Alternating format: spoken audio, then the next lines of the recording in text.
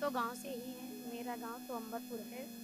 और ये है कि कॉलोनी आई गांव में सभी लोगों को मिली। मेरा घर भी कच्चा था। आज तक कॉलोनी गांव में लेटरिन आई, गांव में हम लोगों को नहीं मिली। पेंसिल सब लोगों को बंधी, हमारे सास ससुर के पास पेंसिल भी नहीं बंधी। क्योंकि गांव में हम अधिकतर देखते हैं कि जो अच्छे लोग हैं, जो थोड़ा चल सकते हैं, जो कर सकते हैं, उन्हीं को सारी सुविधाएं मिलती हैं। हम लोगों को कोई सुविधा नहीं मिलती है। आंखों में आंसू आ गया बात करते करते। मौजूदा समय में भाजपा की सरकार है, ये दावे करती है कि 5 साल में उन्होंने बहुत सारे काम किए हैं, लेकिन ये दर्द कैसा है, ये गरीबी दिखाई दे रही है चेहरे पे, आंसुओं से ये झलकते हुए दिखाई दे रही है। अब ऐसे में ये सवाल तो रहेगा कि जब 10 मार्च को विधानसभा चुनाव के नतीजे आएंगे तो उन्नाव सदर विधानसभा सीट कौन जीतेगा।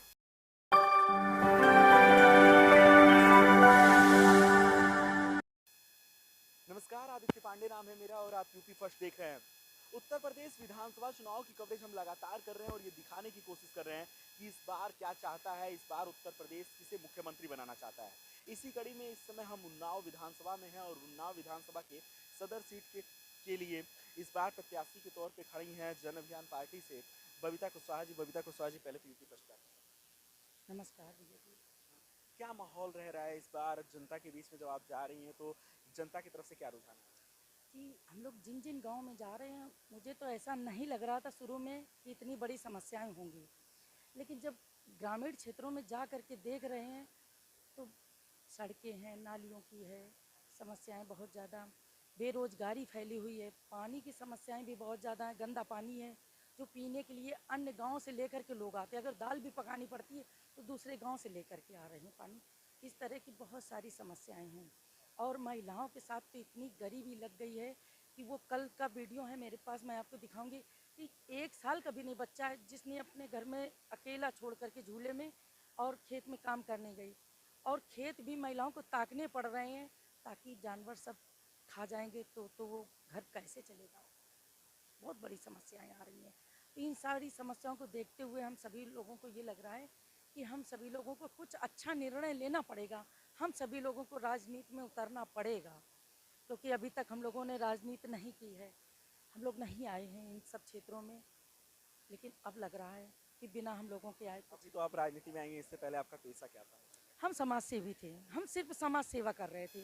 कहीं भी कोई भी व्यक्ति कष्ट में होता था, दुख में होता था, जिसकी सुनवाई नहीं होती थी, उसके हित में कार्य करते थे, समाज सेवा के लिए खड़े रहते थे। लेकिन समाज सेवा के साथ आज मुझे ये लग रहा है कि अगर सत्ता सरकार में नहीं होंगे, अपना खुद का प्रमाण पत्र नहीं होगा, खुद की मोहर नहीं होगी, तो सच्ची सेवाएं भी हम नहीं दे सकते हैं महिलाओं को या अन्य किसी भी गरीब व्यक्ति को। क्योंकि जहाँ कहीं भी पावर नहीं होता है तो सुनवाई नहीं होती। हम अगर कहीं भी जाते हैं, थाना जाना पड़ेगा। क्या लगा, आप चूंकि समाज सेवी थी तो राजनीति में आना जरूरी लगने लगा कि मजबूरी हो गई थी। जरूरी भी और मजबूरी भी है। मजबूरी भी है क्योंकि मैं खुद रोई हूँ महिलाओं की समस्याओं को देखते हुए। बहुत बड़ी बड़ी समस्याएं मैंने देखी है महिलाओं की। और जब रात में भी महिलाओं को शराब पी करके लोग मार रहे हैं, कई जगह तो ऐसा हुआ है महिलाओं को जान से ही मार डाला गया है।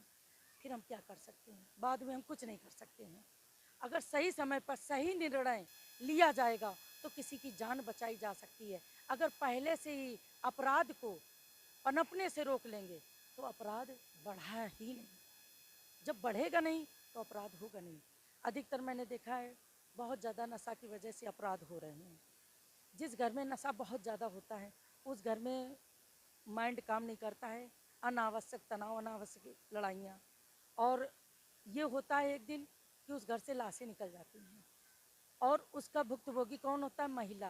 क्योंकि महिला ने शादी की, बच्चे हुए, इसके बाद में पुरुष ने अगर नशे की आदत पड़ गई उसकी, तो उसने पत्नी को कुछ भी नहीं समझा, कोई रिस्पॉन्सिबिलिटी नहीं है। और मना करने पर मारने मारने इतना मारा कि जान ही चली जाती है महिलाओं की। तो ऐसी कई एक समस्या मेरे सामने आई, इसलिए मेरी आत्मा से अंदर से आवाज़ आई कि मुझे क्षेत्र में उतरना पड़ेगा समाज सेवा के लिए, अपनी बहनों की सुरक्षा के लिए। मुझे ये निर्णय लेना पड़ेगा, कुछ अच्छा करना पड़ेगा। हम अपनी महिलाओं के साथ में समाज सेवा के लिए, ये समाज सेवा ही मेरी है। भैया का नाम। हमारा नाम शोभनाथ। मैडम के साथ आप घूम रहे हैं, लगातार क्षेत्रों के बीच में जा रहे हैं, समस्याएं क्या दिखाई दी। समस्याएं बहुत हैं। कहीं नाली की समस्या है, कहीं रास्ते सही नहीं हैं, कहीं गड्ढे हैं, कहीं कुछ है। और बुजुर्गों की समस्याएं हैं, वृद्धा जो हैं उनको पेंशन नहीं है, किसी का राशन कार्ड नहीं बना, किसी का आधार कार्ड। ये ऐसी बहुत सी सारी समस्याएं हैं जो हर जगह हम घूम के आते हैं। इसीलिए लोग आते नहीं, मंत्री लोग आते हैं रोड से चले जाते हैं, बोलते हमने गौशाला खुलवाया है, लेकिन एक भी गौशाला में गाय नहीं रहती है। लोगों के खेत चल जाते हैं, लोग बहुत परेशान हैं। ये भाजपा की सरकार है, 5 साल काम धंधार की अरे बात वो करती है। वो सरकार है, 5 साल है, 5 किलो गेहूं से देने से क्या फ़ायदा है? किसी का 1 बीघा गेहूं चल जाएगा, उसको तो ज़िंदगी भर बच्चे को उसी से फीस निकालनी है, उसी से परिवार चलाना, उसी से सारा कुछ करना है। तो उसका तो ऐसे ही भर निकल गया। वो बोलते हमने गौशाला करा दिया है। अरे गौशाला करने से नहीं होता है, उसमें मेहनत करो, उसमें लोग रहें, उसमें प्रॉपर रहें। वो तो क्या करते हैं, बाड़ा में बंद कर दिया। हमारे इधर भी क्षेत्र में गाय मर रही हैं, वहाँ कोई नहीं, ताला लगा है। तो ऐसे थोड़ा नहीं होता है। पैसा दिया जाता है, गवर्नमेंट दे रही है, तो उसको सही से उसको देख रेख होनी चाहिए, उसको चारा पानी होनी चाहिए, हर एक सुविधा होनी चाहिए। ये सुविधाएं नहीं है। खाली बोलते हमने गौशाला खुला दिया। अरे गौशाला क्या कोई धर्मशाला है?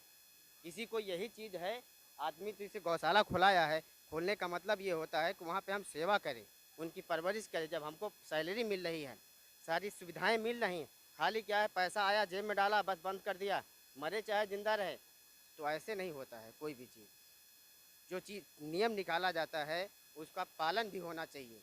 हम कह दें सब ठीक है, रोड से आए हम चले गए, कोई गांव में आता है, अरे गांव में आए कि देखे इधर से रास्ता नहीं है, लोगों के द्वारे पानी नहीं है, कचरा भरा है, जाने का रास्ता नहीं है, हम रोड से जाएंगे, हाईवे से निकल जाएंगे, सब बढ़िया है। जिस जिस रोड से मंत्री जाएगा, चाहे योगी हो, अभी हमारे इधर बक्सर की साइड में आए थे, 3-4 महीना पहले की बात है। उस साइड में प्रधान और लेखपाल सारे जानवर खेत दिए, आके देख गए, भैया कहीं नहीं दिख रहा है, सब बढ़िया है। ऐसा होता है। लेकिन किसानों से पूछो, खटिया डाल डाल के सो रहे हैं, कैसे सो रहे हैं, बच्चे घर पे रहें। तो उनकी समस्याएं थोड़ी समझी जाएं, जो नियम निकाला गया उसका पालन हो। हमारा कहने का मतलब सरकार से यही है। कुछ और महिलाएं हैं जो इनके साथ घूम रही हैं। मैम क्या नाम? मेरा नाम प्रिया पाल है और मैं शुक्लागंज में रहती हूँ। ये दीदी हमारे साथ रहती हैं, मतलब हम लोगों को बहुत सपोर्ट करती हैं हर चीज़ में। जहाँ पर दिक्कतें होती हैं, जहाँ परेशानी होती हैं, तो हम लोगों की समस्याओं को सुनती हैं। बाकी हम लोगों ने इनको मतलब थोड़ा साथ में आते जाते। तो इस बार विधायक बनाने की तैयारी पूरी कर ली गई है? तैयारी कर ली गई है, इसलिए कि ये दीदी हम लोग का मतलब साथ भी देती हैं और अपनी बात, अपना दर्द, अपने जो भी परेशानियां हैं हम दीदी से बताते हैं, तो ये हम लोगों को मतलब देखती हैं, सुनती हैं और सपोर्ट भी करती हैं कि ठीक है, परेशान ना हो, आगे चल के आप लोग भी कुछ होशियार होगी और रोज़गार भी मिलेगा, तो हम लोग आगे बढ़ सकते हैं। नाम क्या? संगीता रस्तोगी। जीत को लेके कितना आश्वस्त हैं अपनी विधायिका जी के लिए? भाई भैया पूरी तरीके से जो है स्वस्थ है, बिल्कुल, क्योंकि जीतेंगी, क्योंकि हम लोगों ने विचार बनाया है कि इनको इस बार खड़ा किया गया है, तो इनका सपोर्ट और वोट सब कुछ हर घर घर में जा कर के हम लोग यही बात कह रहे हैं, तो इसलिए उम्मीद भी लग रही है कि हमारी बबीता जी जीतेंगी। इसलिए मुद्दे क्या हैं, किन मुद्दों के लिए आप लोग घूम रहे हैं इस बार? भैया मुद्दे वही हैं जो सबके मुद्दे हैं, वही हमारे मुद्दे हैं, क्योंकि नाली नहीं है, किसी को पेंशन नहीं मिले। ये देखो सरकारी स्कूल में पढ़ रही, गर्मी में राशन मिला था, उसके बाद से अभी तक के स्कूल से, विद्यालय से राशन नहीं मिला। सरकारी स्कूल के ही बच्चे हैं ये भी, तो बताइए नहीं मिल रहा है तो आखिर क्या किया जाए। जब हमारे बीच का हमारा साथी कैंडिडेट खड़ा होगा और पहुँचेगा वहाँ तक, तो हम अपनी समस्याएं वहाँ तक रख सकते हैं। केवल कागजी कार्रवाई से कुछ नहीं होता। सरकार ने बहुत कुछ दिया, मगर हम लोगों तक तो नहीं पहुँचा ना। बस उसी समस्या को लेकर के हमने अपना प्रत्याशी खड़ा किया है। आपका क्या नाम?